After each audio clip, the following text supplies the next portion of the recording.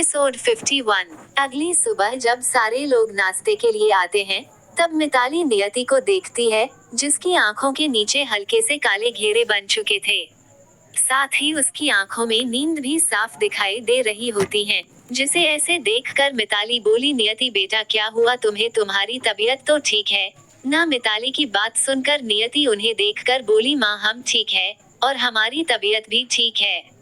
नियति की बात सुनकर मिताली बोली, पर तुम्हें देखकर तो ऐसा बिल्कुल भी नहीं लग रहा है कि तुम ठीक हो। देखो तो जरा तुम्हारी आंखों के नीचे कैसे काले घेरे आ गए हैं। मिताली की बात सुनकर आदर्श बोला, मोम अब नियति की आंखों के नीचे डार्क सर्कल्स नहीं आएंगे तो क्या आएंगे। वैसे ही पूरी रात अंश को लिए जागती है, ऊपर से सुबह इतनी जल्दी भी उठ जाती है। तो आप ही बताओ, ऐसे में ऐसा नहीं होगा तो क्या होगा। ऊपर मोम देखो, नियति की आंखों में साफ नींद दिखाई दे रही है, पर फिर भी सुबह जल्दी उठकर सबके लिए नाश्ता बनाई है। बोलते हुए वो नियति को थोड़े गुस्से से देखने लगता है और आगे बोला, मैं इसे रात में बोलता भी हूँ कि अंश को मुझे देकर थोड़ी देर ये आराम कर ले, मगर आपकी ये बेटी तो मेरी किसी भी बात को मानती ही नहीं है। बोलते हुए वो अपना अजीब सा मुंह बना लेता है। वही नियति आदर्श की बात सुनकर अपना सर झुका लेती हैं। वही मिताली अब नियति को डांट लगाते हुए बोली, ये क्या सुन रही हूँ मैं नियति, तुम पूरी रात जागती हो अंश को लिए और ऊपर से इतनी जल्दी भी उठती हो। तुम क्यों करती हो ऐसा, और देखो जरा खुद को कितनी ज्यादा कमजोर और दुबली पतली रखी हो। अगर कोई एक फूंक मारे तो उड़ जाओ। तुम्हें जरा सी भी अपनी फिक्र नहीं है ना। बोलते हुए वो नियति से नाराज हो जाती हैं और बोली, अब कल से कोई जरूरत नहीं है तुम्हें इतने जल्दी उठने की और नाश्ता बनाने की, वैसे भी सेफ है हमारे घर, तो तुम्हें ये सब करने की कोई जरूरत नहीं है, समझी तुम। मिताली की डांट सुनकर नियति बोली, पर माँ आपको और पीहू को तो मेरे हाथ से बना खाना अच्छा लगता है ना, और आदर्श जी को भी, तो फिर मैं अगर लेट उठती हूँ तो नाश्ता कैसे बना पाऊंगी। बोलते हुए वो उदास हो जाती हैं। ये देखकर मिताली अपने चेहरे पर थोड़ी नरमी लाते हुए बोली, नियति बेटा तुम्हें ये सब करने की कोई भी जरूरत नहीं है और तुम्हें अपना ध्यान रखने की जरूरत है। मैं मानती हूँ कि अंश छोटा है और वो दिन भर जागकर रात में सोता है, तो सिर्फ ये तुम्हारी ही तो जिम्मेदारी नहीं है ना बेटा। तुम दोनों ही अंश के मम्मी पापा हो, तो तुम दोनों को उसका ख्याल रखना चाहिए ना कि अकेले तुम्हें, और साथ ही तुम्हें आराम भी करना चाहिए, समझी तुम। मिताली की बात सुनकर नियति हाँ में अपना सिर हिला देती है, जिसे ऐसे देखकर पीहू को हंसी आ जाती है और वो पालने में सो रहे खेल रहे अंश को देखकर बोली, देख रहे हो अंशु, तुम्हारे कारण आज मोम को दादी से डांट पड़ रही है। तुम जल्दी से बड़े हो जाओ, क्योंकि मैं नहीं चाहती कि मेरी मोम को तुम्हारे कारण डांट पड़े। बोलते हुए वो नियति को देखने लगती हैं। दूसरी तरफ रोहन का घर पर ही स्कूल जाने के लिए पूरी तरह से रेडी हो चुकी होती हैं और वो डाइनिंग चेयर पर आकर बैठ जाती हैं और अपने डैडी को देखने लगती हैं, जिसके चेहरे पर इस समय एक मुस्कान होती है और वो परी को देखकर बोला, गुड मॉर्निंग परी बेटा। अपने डैडी की बात सुनकर वो एक पल के लिए तो उसे एक्स देखती हैं, फिर अपनी नजरें रोहन से फेर कर अपनी नैनी से बोली, नैनी दादी क्या आपने मेरा टिफिन बॉक्स तैयार किया। परी की बात सुनकर नैनी बोली, हाँ परी बेटा, मैंने आपका टिफिन पैक कर दिया है और उसमें आपके मनपसंद का खाना भी बनवा कर रखा है। अपनी नैनी की बात सुनकर परी बोली, ठीक है अब चलो मुझे स्कूल जाना है। बोलते हुए वो बाहर से उठकर जाने लगती हैं, जिसे देखकर उसकी दादी बोली, परी नाश्ता तो करके जाओ बेटा। इस पर परी बोली, नहीं दादी मुझे भूख नहीं है, और थी भी तो वो मर गई, आप अपने बेटे को ही खिला दो। इतना बोलकर वो बाहर से चली जाती है और परी की बात सुनकर और उसकी बेरुखी देखकर रोहन को काफी बुरा लगता है और वो भी बिना नाश्ता किए अपनी चेयर से उठ खड़ा होता है, जिसे देखकर नेहा बोली, आप कहाँ जा रहे हो रोहन, और जा भी रहे हो तो नाश्ता करके जाओ। बोलते हुए वो उसे देखने लगती हैं, जिसे देखकर रोहन बोला, तुम यहाँ पर हो तो उसकी वजह परी है, मगर तुम्हें तो एक बच्ची को कैसे खुश करना चाहिए वो तक नहीं आता है। ऊपर से तुमने झूठ भी बोला, मुझे ये उम्मीद नहीं थी तुमसे। इतना बोल रोहन भी बाहर से निकल जाता है। वही अब रोहन की मोम नेहा को देखकर बोली, मैंने पहले ही सबको बताई थी कि जिससे भी रोहन शादी करेगा उसे परी की माँ बनकर रहना होगा, ना कि पत्नी। तो तुम्हें इस बात का ध्यान रखना चाहिए, और एक बात, जब स्कूल से परी आ जाए तो उसे मनाओ, क्योंकि हम अपनी पोती को ऐसे नहीं देख सकते हैं। और वैसे भी वो इस खानदान की एक अकेली लौती वारिस है, तो उसे नाराज करने के बारे में सोचना भी मत समझी। इतना बोल वो भी वहाँ से चली जाती हैं। उनके जाने के बाद नेहा अपना एक हाथ गुस्से से टेबल पर मारकर बोली, मैंने तो सोची थी बच्ची है, इसे हैंडल करना आसान होगा, मगर नहीं, एक दिन में ही इसने मेरी नाक में दम कर रखा है, पता नहीं आगे क्या करेगी। फिर वो मुस्कुराकर बोली, मेरा नाम भी नेहा है, अभी तुम्हें जितना उड़ना है उड़ लो परी, पर एक दिन में तुम्हें इस घर से निकाल बाहर फेंकूंगी। तब ये सारी प्रॉपर्टी मेरी होगी, और ये घर भी मेरा होगा, और तुम जाओगी वापस से सड़क पर जहाँ से तुम आई हो। इतना बोल वो मुस्कुराने लगती हैं। परी अपनी नैनी के साथ कार में बैठकर स्कूल जा रही होती हैं। तभी नैनी परी को देखकर बोली, परी बेटा, अभी तो आपके स्कूल में काफी समय है, हम तो आज काफी ज्यादा ही जल्दी आ गए हैं।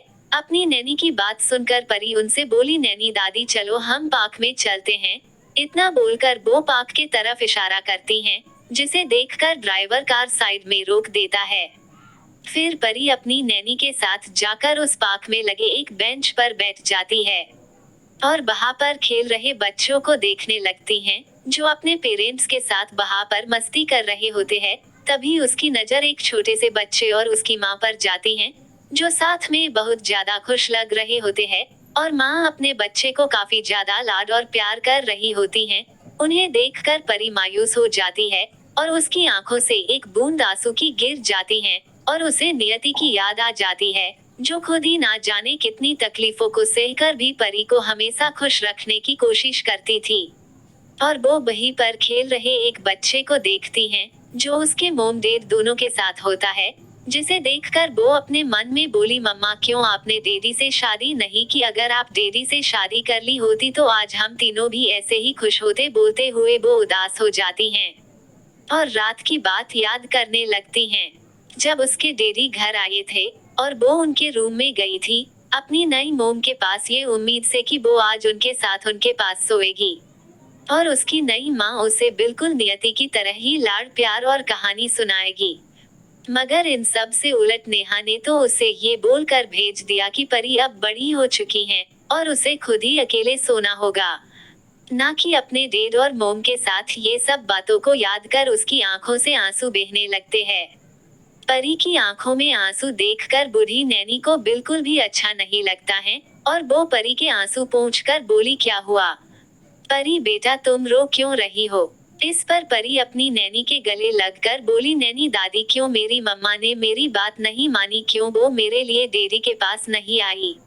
अगर वो डैडी से शादी कर लेती तो आज हम तीनों साथ में कितने अच्छे लगते ना? बोलते हुए वो रो पड़ती है, जिसे शांत करा कर नैनी बोली, अभी आप ये सब नहीं समझोगी परी बेटा कि आपकी मम्मा ने क्यों आपके डैडी से शादी नहीं की, मगर जब आप बड़ी हो जाओगी तब आप खुद ही समझ जाओगी, तब शायद तुम अपनी मम्मा को समझ सको। बोलकर वो उसके आंसू पोंछ देती हैं। इधर नाश्ते के बाद जब आदर्श भी पीहू को अपने साथ लेकर जाने लगता है, तब नियति उसे देखकर उसके हाथ में टिफिन बॉक्स देते हुए बोली, आदर्श जी अपना ध्यान रखना और टिफिन पूरा फिनिश कर लेना, पीहू की तरह बोलकर वो मुस्कुरा देती है। वहीं नियति की बात सुनकर आदर्श को अपने सीने में गर्माहट का एहसास होता है, और उसे एक अलग सी ही खुशी होती है। ये वो खुशी होती है जो उसे कभी किसी और से नहीं मिली होती है, खास कर उस लड़की से भी नहीं जिसे उसने कभी प्यार कर शादी के बंधन में बांधकर अपने घर लाया था। अपनी पिछली जिंदगी को याद कर उसकी आंखों में हल्की सी नमी तैर जाती है, मगर अपने सामने नियति को देखकर उसकी आंखों में चमक आ जाती है, और उसके हाथ अपने आप ही नियति के गालों पर चले जाते हैं, और वो नियति के गालों पर हाथ रखकर बोला, और तुम भी अब आराम करो और अपना ध्यान रखो। इतना बोलकर वो वहां से जाने लगता है। तो पीहू बोली, डैड आपने तो मोम को किस नहीं किया, और आप बाय बाली किस दिए बिना कैसे चल सकते हैं? पीहू की बात सुनकर नियति का सर शर्म से झुक जाता है, और उसके गाल लाल हो जाते हैं, जिसे ऐसे देखकर पीहू जोर से हंसने लगती हैं। साथ ही आदर्श के चेहरे पर भी हल्की मुस्कान आ जाती है, और वो नियति को बाय बोल वहां से चला जाता है। वहीं उनके जाने के कुछ देर तक भी नियति वहीं पर खड़ी रहती हैं और वो आदर्श को याद कर खुश हो जाती हैं। और जब वो पीछे पलट कर जाने को होती हैं, तो अपने पीछे मिताली को देखकर वहीं पर रुक जाती हैं। और जब वो उनके चेहरे पर एक बड़ी सी हंसी देखती है, तो नियति के गाल और भी ज्यादा लाल हो जाते हैं।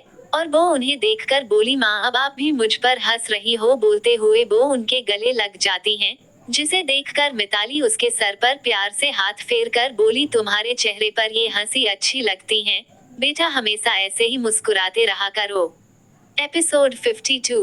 परी का स्कूल लंच टाइम में जब सारे बच्चे अपना लंच करने के बाद खेल रहे होते हैं, तब परी शांत सी सारे बच्चों को एक जगह बैठकर देख रही होती है। तभी उसके पास एक लड़की आकर बोली, परी तुम भी चलो हमारे साथ खेलो। उस लड़की की बात सुनकर परी उसे देखने लगती है। तभी एक दूसरी लड़की परी के पास आकर बोली, परी मेरे डैड बोल रहे थे कि तुम्हारे डैड ने तुम्हारे लिए सटेप मोम लेकर आए हैं, क्या ये सच है? उस लड़की की बात सुनकर परी उसे देखकर हाँ में अपना सिर हिला देती है। ये देखकर वो लड़की अपने मुंह पर अपने दोनों हाथों को रख लेती है और जोर से बोली, मुंह। उस लड़की के इतने जोर से बोलने पर सारे बच्चे उसे देखकर उसके ही पास आ जाते हैं। तब वो लड़की परी को देखकर बोली, परी क्या तुम्हें नहीं पता ये जो सटेप मोम होती हैं ना, वो बहुत बुरी होती हैं। शुरू में तो वो हमारे साथ बहुत अच्छा बिहेव करती हैं, जैसे वो हमारी बायोलॉजिकल मोम हो, पर बाद में वो धीरे धीरे अपना रंग दिखाना शुरू कर देती है। उस लड़की की बात सुनकर एक दूसरी बच्ची बोली, मतलब इस पर वो लड़की, वो मतलब यही कि ये जो सटेप मोम होती हैं, वो बिल्कुल भी अच्छी नहीं होती हैं, वो बहुत बुरी होती हैं और बहुत ज्यादा हॉटलेस भी। वो बच्चों को बहुत मारती है और उनसे घर के सारे कामों को भी करवाती हैं, ऊपर से खाना भी नहीं देती हैं। उसकी बात सुनकर परी हैरान हो जाती हैं, साथ ही उसके सारे फ्रेंड भी। तभी वो लड़की आगे बोली, मेरी एक कजन है, उसके डैड भी उसके लिए सटेप मोम लाए थे, जो शुरू में तो उसे बहुत प्यार करती थी, फिर बाद में उस पर गुस्सा करने लगती थी। कई बार तो उसे रूम में भी बंद कर देती है और खाना भी नहीं देती है। उस लड़की की बात सुनकर एक छोटी बच्ची रोते हुए बोली, तुम बिल्कुल सही बोल रही हो राधा, मेरी सटेप मोम भी मेरे साथ ऐसा ही करती हैं। बोलते हुए उसकी आंखों से आंसू बहने लगते हैं और वो परी को देखकर बोली, तुम अपनी नई मोम से बचकर रहना परी, कहीं वो मेरी मोम की तरह तुम्हें भी टॉर्चर ना करे, क्योंकि मेरी मोम डैड के सामने तो मुझे प्यार करती है, पर जब वो घर पर नहीं होते तब वो मुझे बहुत टॉर्चर करती हैं। उस लड़की की बात सुनकर परी काफी ज्यादा डर जाती हैं और उसे कल रात की बात याद आ जाती है, जिसे याद कर वो मायूस हो जाती हैं। तब पहली लड़की बोली, तभी मैं सोचूं कि परी इतनी उदास क्यों है।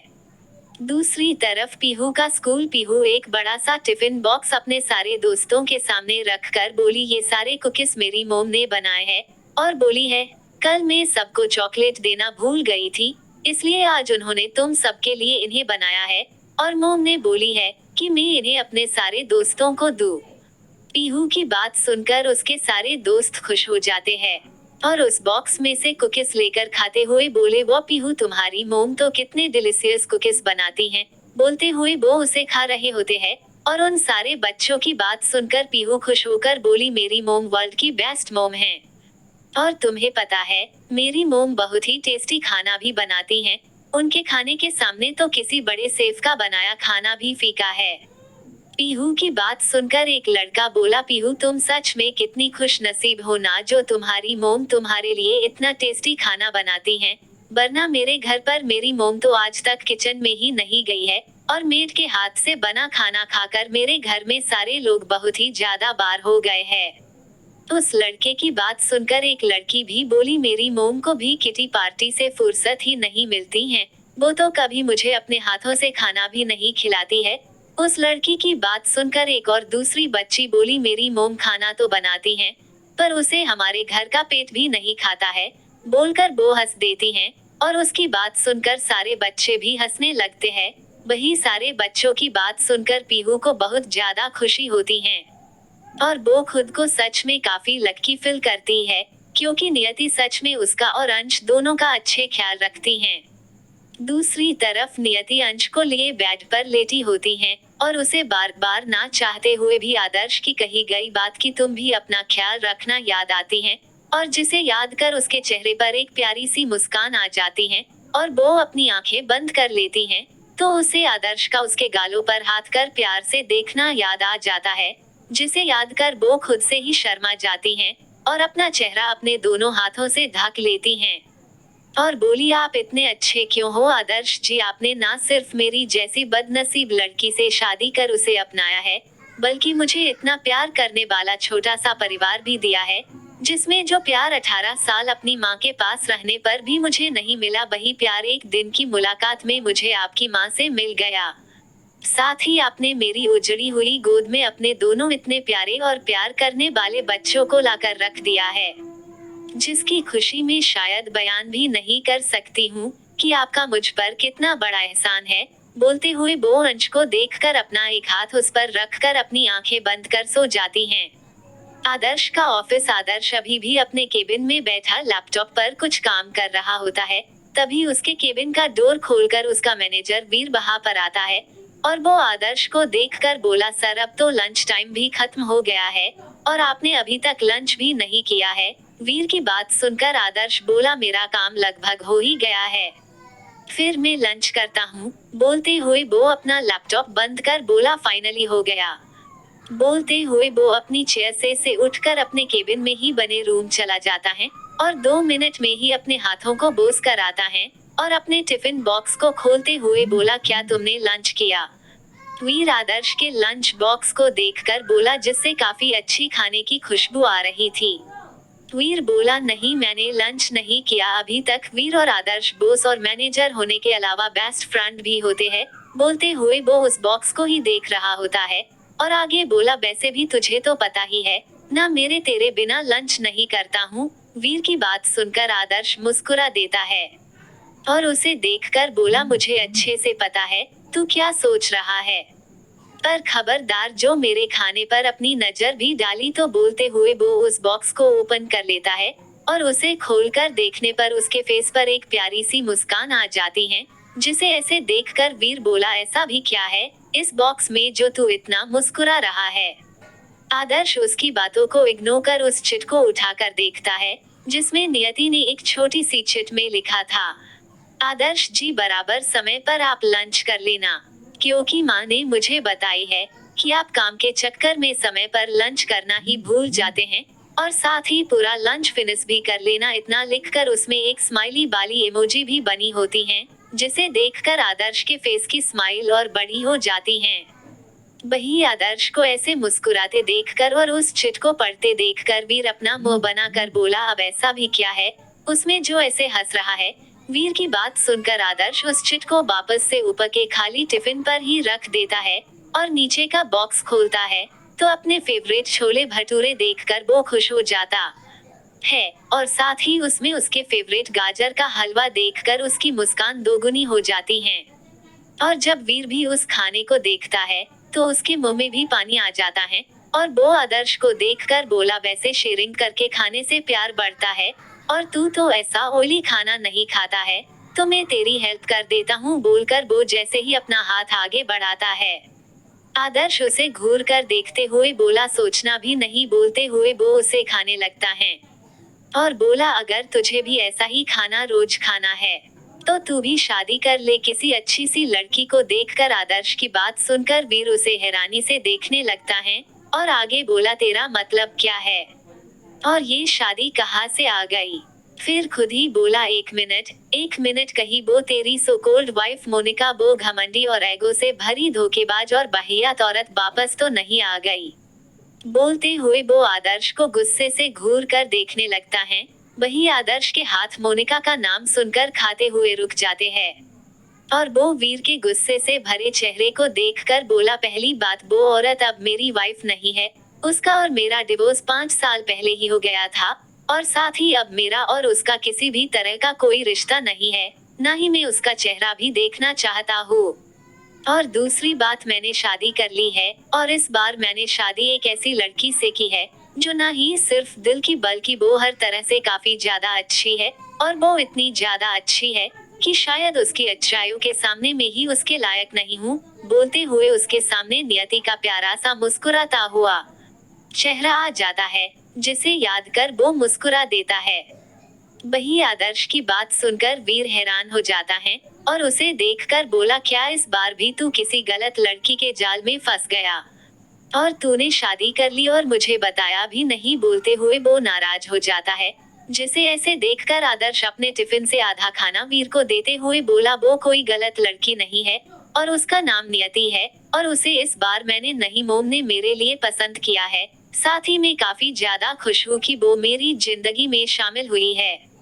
आदर्श की बात सुनकर वीर बोला, भाई तू मोनिका के लिए भी ऐसा ही कुछ बोलता था, भूल गया क्या उसने क्या किया था तेरे साथ। बोलते हुए वो थोड़ा नाराज सा लगता है। वीर की नाराजगी देख और उसे ऐसे गुस्से में देखकर आदर्श बोला, तू खुद उससे मिल ले, उसके बाद कुछ भी बोलना। मुझे पूरा यकीन है कि नियति से एक बार मिलने के बाद तेरी राय पूरी तरह से बदल जाएगी।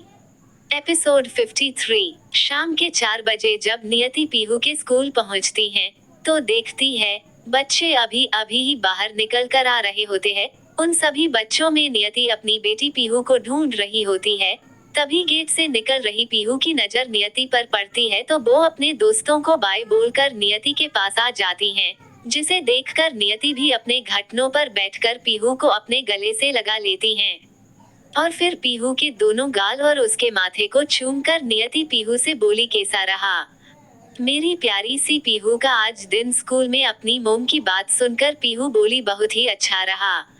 और आपको पता है मोम, आपने जो कुकीज बनाकर मुझे दिया था जिसे मैं अपने सारे दोस्तों को दे दूं, तो मैंने वैसा ही किया। और मोम, आपको पता है मेरे सारे फ्रेंड्स को वो कुकीज काफी पसंद आए। बोलते हुए वो खुश होने लगती हैं। पीहू की बात सुनकर और पीहू को इतना ज्यादा खुश देखकर नियति को भी काफी ज्यादा अच्छा लगता है। फिर वो दोनों वहां से जाने लगती हैं। तभी कुछ बच्चे नियति को आवाज देकर बोले, आंटी रुकिए। बोलते हुए उनके पास आ जाते हैं और उन बच्चों को देखकर नियति भी रुक जाती हैं। तो वो बच्चे उसे देखकर बोले, आप ही पीहू की मोम हो। इस पर नियति बोली, हाँ हम ही पीहू की मोम है। इस पर एक लड़का बोला, आंटी आपने जो कुकीज बनाए थे वो ना काफी ज्यादा टेस्टी थे। उसकी बात सुनकर एक लड़की बोली, यस आंटी आप सच में काफी टेस्टी खाना भी बनाती हो। और आपको पता है आप जो खाना पीहू के लिए बनाती हैं और पीहू जो अपने लंच में लेकर आती हैं, क्लास के बच्चे पीहू से उसका लंच शेयर करने को बोलते हैं तो वो हमें मना कर देती हैं। बोलते हुए वो उदास हो जाती हैं और आगे बोली, आंटी क्या आप हमारे लिए भी एक्स्ट्रा लंच बनाकर भेज सकती हैं। वो लड़की इतनी मासूमियत से बोलती है कि नियति को उस पर प्यार आने लगता है और जैसे ही नियति कुछ बोलने को होती है वैसे ही पीहू बोली, नहीं बिल्कुल नहीं, मेरी मोम तुम्हारे लिए बिल्कुल भी लंच नहीं बनाएगी। वैसे ही मेरी मोम काफी ज्यादा थक जाती हैं और अंश मोम को काफी परेशान करता है, तो मेरी मोम के पास बिल्कुल भी समय नहीं है और मेरे डैड ने मेरी मोम को डिनर या लंच कुछ भी बनाने के लिए मना की है, तो मेरी मोम कुछ भी नहीं बनाएगी। बोलते हुए वो उस लड़की को घूर कर देखने लगती हैं। वही पीहू की बात सुनकर वो लड़की उदास हो जाती हैं, तो नियति हैरान हो जाती हैं और नियति कुछ भी बोल पाती उससे पहले ही पीहू नियति का हाथ खींचकर उसे गाड़ी के पास ले जाती हैं और नियति उस लड़की को पलट कर देखती हैं, जिसका फेस थोड़ा मुरझा सा गया था। नियति उसे देखकर अपना एक कान पकड़कर उसे धीरे से बोली, सॉरी बेटा, जिसे समझकर वो लड़की भी नियति को इशारे से ही इट्स ओके बोल देती हैं और वो लोग कार में बैठकर वहां से निकल जाते हैं। कार में जब नियति पीहू से बोली, आपने ऐसा क्यों कहा बेटा, अपने फ्रेंड्स से उन्हें बुरा लगा होगा ना। इस पर पीहू नियति की गोद में बैठकर अपने दोनों हाथों को नियति के गले में डालकर बोली, क्योंकि आप मेरी मोम हो और मैं नहीं चाहती कि आप मेरे या हमारी फैमिली के अलावा किसी और के लिए भी मेहनत करो, क्योंकि आप पर और आपके हाथों से बनी हर एक चीज पर सिर्फ और सिर्फ मेरा हक है। मैं आपको या आपसे जुड़ी किसी भी चीज को किसी के भी साथ नहीं बांट सकती हूँ, किसी के साथ भी नहीं। आप मेरी मोम हो सिर्फ और सिर्फ मेरी। आपके सामने मेरे लिए दुनिया की सारी चीजें बेकार है। बोलते हुए वो नियति को कस के गले लगा लेती हैं और अपना चेहरा नियति के सीने में छुपा लेती हैं। और पीहू की सारी बातों को सुनकर नियति को अपने अंदर एक गर्माहट का एहसास होता है, साथ ही उसे अपने अंदर एक अलग ही खुशी फील होती है, एक ऐसी खुशी जो कभी भी परी उसे नहीं दे पाई थी। दूसरी तरफ जब परी घर लौट कर आती हैं, तो उसे कोई भी अपने घर में नहीं मिलता है, ना उसके डैड ना उसकी दादी, साथ ही उसकी नई मोम तो अपने ही फोन में लगी होती हैं। और जैसे ही परी नेहा के पास जाने को होती है, उसे अपने दोस्तों की बात याद आती है, जिसे याद कर वो नेहा को गुस्से से देखने लगती हैं। पर वो अपने चेहरे के भावों को छुपाकर नेहा के पास जाकर बोली, मोम में आ गई, क्या आप साबर लेने में मेरी हेल्प करोगी?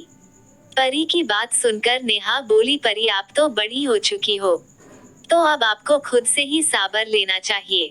बिना किसी की हेल्प के नेहा की बात सुनकर परी जिद करते हुए बोली, पर मुझे तो आपके हाथों से नहाना है, आप मेरी मोम हो तो आपको मेरे सारे काम करने होंगे। परी की बात सुनकर नेहा बोली, मैं तुम्हारी मोम हूँ, परी कोई नैनी नहीं जो तुम्हारे सारे कामों को करूँगी। इतना बोलकर वो फिर से मोबाइल अपने कान में लगा लेती हैं। तो दूसरी तरफ से आवाज आती है, कौन है? नेहू। इस पर नेहा बोली, कोई नहीं जा। इतना बोलते ही वो रुक जाती हैं और परी को देखती है, जो अभी भी उसे ही देख रही होती हैं। वो परी को इग्नोर कर बाहर से जाते हुए बोली, कोई नहीं यार, वो है ना मेरे हस्बैंड की बेटी, वो है। बोलते हुए वो अपना अजीब सा फेस बनाने लगती हैं। वही जब परी नेहा की ये सारी हरकतों को देखती है और उसकी बातों को सुनती है, तो उसकी आंखों में गुस्सा छा जाता है और वो वहां से चली जाती है। रात का समय मिताली, नियति, पीहू और अंश वो चारों हॉल में होते हैं। नियति ने अंश को अपनी गोद में लिए बैठी होती हैं और पीहू टीवी में उसका फेवरेट कार्टून देख रही होती हैं। और नियति और मिताली दोनों ही आपस में बातें कर रही होती हैं। तभी घर की डोरबेल बजती है, जिसे देखकर नियति खुश हो जाती हैं और अंश को मिताली की गोद में देते हुए बोली, माँ आप अंश को पकड़िए, लगता है आदर्श जी आ गए हैं, मैं डोर ओपन कर देती हूँ। नियति की बात सुनकर मिताली मुस्कुरा देती हैं और नियति डोर ओपन करने चली जाती है। नियति एक बड़ी सी मुस्कान लिए डोर ओपन करते हुए बोली, आदर्श जी आप आज पूरे 10 मिनट लेट है। बोलते हुए वो जैसे ही डोर ओपन करती हैं, तो हैरान हो जाती हैं और उसका मुंह खुला का खुला ही रह जाता है। नियति के सामने आदर्श नहीं बल्कि वीर खड़ा होता है, जो मुस्कुराते हुए नियति को देख रहा होता है। नियति तो पहले उसे देखकर हैरान हो जाती है, फिर उसे देखकर बोली, जी आप कौन? बोलते हुए वो डोर बंद करने लगती हैं।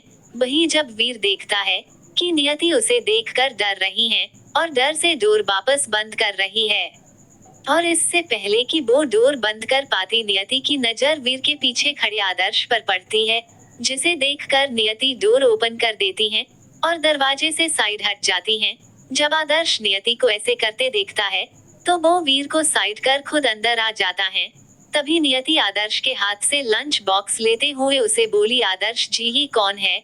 बोलते हुए वो वीर के तरफ इशारा करती है और आदर्श इससे पहले कुछ बोलता वीर पहले ही बोल पड़ा, हेलो भाभी। में वीर आदर्श का बचपन का दोस्त और उसका मैनेजर दोनों बोलते हुए वो नियति के सामने अपना एक हाथ कर देता है। नियति वीर के बड़े हुए हाथ को देखती हैं और उसे देखकर अपने दोनों हाथों को जोड़कर बोली, जी नमस्ते। बोलते हुए वो हल्का सा मुस्कुरा देती हैं। वीर नियति की इस हरकत से हैरान हो जाता है और अपना हाथ वापस नीचे कर नियति को देखकर बोला, नमस्ते भाभी। इतना बोलकर वो अंदर आकर सोफे पर बैठ जाता है। वहीं नियति उसे थोड़ी हैरान होकर देखने लगती है, तो आदर्श नियति के हैरान फेस को देखकर बोला, उसके बारे में ज्यादा मत सोचो, वो बचपन से ही ऐसा है। बोलते हुए वो अंदर आ जाता है और नियति भी अपना सर झटक कर अंदर आ जाती है और किचन में जाकर 2 गिलास पानी लेकर आती हैं और उसे आदर्श और वीर को दे देती हैं, जिसे ऐसे करते देखकर वीर काफी खुश हो जाता है। पीहू भी अपने डैड को देखकर उनके पास आ जाती हैं और वीर भी मिताली को देखकर उनके गले लगकर बोला, कैसी हो आंटी? आप मुझे याद भी करती हो या भूल गई? बोलते हुए वो अलग हो जाता है। वीर की बात पर मिताली मुस्कुराकर बोली, मैं ठीक हूँ। वीर बेटा तुम बताओ, तुम कैसे हो? फिर मिताली वीर को नियति से मिलाते हुए बोली, वीर बेटा ये है नियति, आदर्श की पत्नी और मेरी बेटी। बोलते हुए वो मुस्कुरा देती हैं। वही मिताली की बात सुनकर वीर नियति को देखकर मुस्कुरा देता है। तभी नियति मिताली को देखकर बोली, माँ चलिए मैं सबके लिए डिनर लगा देती हूँ। फिर वो वीर को देखकर बोली, आप भी चलिए भैया। बोलते हुए वो मुस्कुरा देती हैं। वहीं नियति के मुंह से खुद के लिए भैया सुनकर वीर को भी काफी अच्छा लगता है और वो भी हाँ में अपना सर हिला देता है। फिर नियति पीहू को देखकर बोली, पीहू बेटा आप भी अपने डेट के साथ जाओ और हैंड वॉश करके आओ। बोलते हुए वो पीहू के सर पर प्यार से हाथ फेर देती हैं, जिसे देखकर पीहू अपनी प्यारी और मीठी आवाज में बोली, ओके मोम डैड और मैं अभी आए। बोलते हुए वो आदर्श के साथ हैंड वॉश करने चली जाती है और नियति सबके लिए डिनर लगाने लगती हैं। सबको डिनर सर्व करने के बाद नियति पीहू के पास बैठकर पीहू को डिनर कराने लगती है। तो वीर नियति को देखकर बोला, आप भी तो डिनर करो भाभी, पीहू तो अपने हाथ से भी खा लेंगी। वीर की बात पर नियति बोली, मुझे अच्छा लगता है भैया अपनी बेटी को अपने हाथों से खाना खिलाकर। बोलते हुए वो मुस्कुरा देती हैं। तो पीहू बोली, मोम वीर चाचू ठीक बोल रहे हैं, आप भी अपना डिनर करिए, नहीं तो डिनर ठंडा हो जाएगा। पीहू की बात सुनकर नियति उसे मना करती हैं। तो आदर्श भी उसे बोलता है, जिसे सुनकर नियति अपनी प्लेट में खाना निकालकर जैसे ही पहला बाइट खाने के लिए होती हैं, अंश रो पड़ता है, जिसे रोते देखकर नियति अपनी चेयर से उठ जाती हैं और अंश को अपनी गोद में लेकर बोली, क्या हुआ अंश आपको, आप रो क्यों रहे हो। बोलते हुए वो उसे अपनी गोद में उठा लेती हैं और उसके साथ बातें करने लगती हैं। साथ ही अंश भी नियति की गोद में जाकर एकदम शांत हो जाता है, जिसे देखकर नियति मुस्कुराते हुए बोली, शैतान कहीं का, अभी से आपको अपनी मम्मा की आदत हो गई है और आपको तो मम्मा की गोद के अलावा कहीं निंदी भी नहीं आती है। बोलते हुए वो उसका माथा चूम लेती हैं। तो अंश भी जोर से हंस देता है, जिसे ऐसे देखकर पीहू अपना मुंह बनाकर बोली, ये क्या अंशु, तुम हमेशा मोम को परेशान करते हो, ऊपर से मोम को डिनर भी नहीं करने देते हो। तुम इस तरह से मेरी मोम को परेशान करना बंद करो। बोलते हुए वो अपना मुंह बनाकर अंश को देखने लगती है।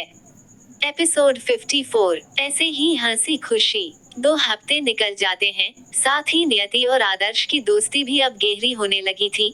साथ ही उनमें अब छोटी मोटी किसी बात को लेकर नोक झोंक हो जाया करती थी और उनकी ऐसी नोक झोंक को देखकर मिताली और पीहू दोनों ही दादी और पोती काफी एंजॉय किया करते थे। आज मिताली को अपनी किसी पुरानी फ्रेंड के घर किसी फंक्शन में जाना होता है, तो वो अपने साथ पीहू को भी ले जाती हैं और रात ज्यादा हो जाने के कारण वो अपनी फ्रेंड के घर ही रुक जाती है। वहीं रात के करीब 1 बजे अंश रोने लगता है, जिसे रोते हुए देखकर नियति की भी आंखें खुल जाती हैं और वो अंश को शांत करवाने लगती हैं। मगर अंश शांत होने की जगह बार बार नियति के कपड़ों में अपना मुंह लगाकर वहां पर कुछ ढूंढने की कोशिश करने लगता है। ये देखकर नियति समझ जाती है कि अंश को भूख लगी है। ये सोचकर वो अंश को अपनी गोद में लिए ही किचन के तरफ बढ़ने लगती हैं। उतने में ही आदर्श की भी नींद खुल जाती है और जब वो अंश को इतना ज्यादा रोते देखता है और नियति को ऐसे परेशान होते हुए देखता है, तो वो नियति से बोला, नियति एक काम करो, तुम अंश को मुझे दे दो, मैं उसे शांत करवाता हूँ। आदर्श की बात सुनकर नियति आदर्श के पास अंश को दे देती हैं, ये सोचकर कि शायद अंश शांत हो जाए। नियति अंश को आदर्श की गोद में देते हुए बोली, आदर्श जी आप अंश को संभालिए, तब तक हम दूध गर्म करके लाते हैं। इतना बोलकर वो नीचे किचन में चली जाती है। वही अंश आदर्श की गोद में आने के बाद भी काफी ज्यादा रो रहा होता है और वो शांत होने का नाम ही नहीं लेता है। ये देखकर आदर्श उसे अपनी गोद में लिए इधर से उधर चक्कर लगाकर अंश को शांत करवाने की कोशिश करता है, मगर वो शांत ही नहीं होता है। दूसरी तरफ नियति भी किचन में जाकर जल्दी से दूध गर्म करने के लिए रख देती हैं, मगर बार बार उसके कानों में अंश के रोने की आवाज आ रही होती है, जिसे सुनकर वो काफी ज्यादा बेचैन हो उठती हैं। इधर शांत करवाने के बाद भी जब अंश आदर्श की गोद में शांत नहीं होता है और अब उसके रोने की आवाज थोड़ी भारी सी होने लगती है, तो आदर्श उसे लेकर किचन में आ जाता है, जिसे वहां पर देखकर नियति जल्दी से गैस बंद कर आदर्श के पास जाकर अंश को अपनी गोद में ले लेती है और आदर्श को देखकर बोली, आदर्श जी ये आज अंश इतना क्यों रो रहा है, पहले तो कभी भी ये इतना नहीं रोया है। बोलते हुए उसकी आंखों से आंसू की बूंदें गिरने लगती हैं, जिसे ऐसे देखकर आदर्श बोला, शायद इसे काफी तेज भूख लगी है, इसलिए ये इतना रो रहा है। वो नियति से बोला, तुम शांत करवाने की कोशिश करो, मैं दूध ठंडा कर उसे बोतल में भर कर लाता हूँ। इस पर नियति हम में अपना सर हिला देती हैं। तभी आदर्श का ध्यान नहीं रहता है कि दूध का पतीला गर्म है और वो उसे पकड़कर उठा लेता है, मगर पतीला गर्म होने के कारण आदर्श का हाथ जल जाता है और दूध का पतीला नीचे गिर जाता है, जिसे देखकर नियति आदर्श पर चिल्लाकर बोली, ये क्या किया आदर्श जी आपने, क्या आपको इतनी भी अक्ल नहीं है कि गर्म बर्तन को किसी कपड़े से पकड़ ले। एक तो आपने सारा दूध भी गिरा दिया और ऊपर से अपना हाथ भी जला लिए। आप इतने लापरवाह कैसे हो सकते हो। आदर्श जी बोलते हुए वो अंश को देखकर रोने लगती हैं, जिसके रोने के कारण अब गले से आवाज निकलना भी कम हो गई थी, मगर वो अभी भी रो ही रहा होता है, जिसे ऐसे देखकर नियति को काफी ज्यादा रोना आता है।